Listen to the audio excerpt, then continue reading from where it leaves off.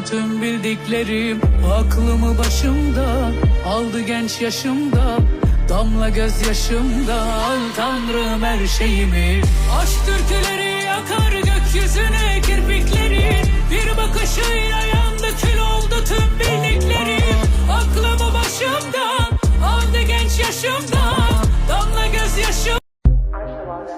Ayşe Lalə, hamı Üzeyir Üzeyir deyir. Bu Üzeyir kimdir axı? Mən onu çox yaxşı tanıyıram.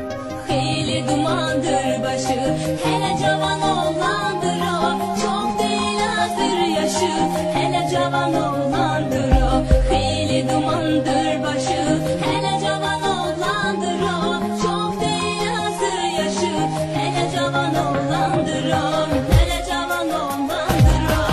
Xeyli dumandır başım, hele cavan oğlanam ben. Çok değil azdır yaşım, hele cavan oğlanam ben. Xeyli duman. Ağ yağrın elinden qaçacaqsan, bezəcəksən. İçlə şəkilləri cıracaqsan, əzəcəksən. Gündüz məni gündən soracaqsan, gəzəcəksən. Axşamda məni öz yuxunda axtaracaqsan. Песни, добрые песни, какая картина, мысли воедино, заплатить.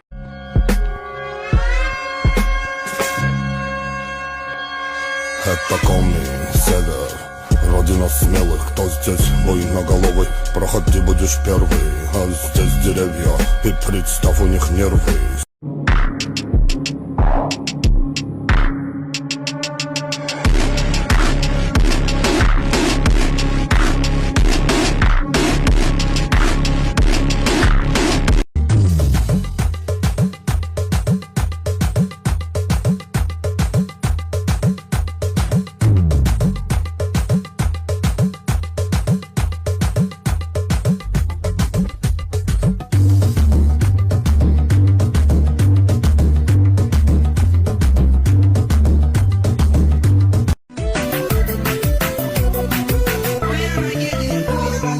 Hər gecə oturur maşına, bir iki dənə Red Bull içir. Toplayır öz enerjisini, sürmək üçün yolda seçir. Elə sürür ki vecinə deyil, harda nə var sonunu keçir.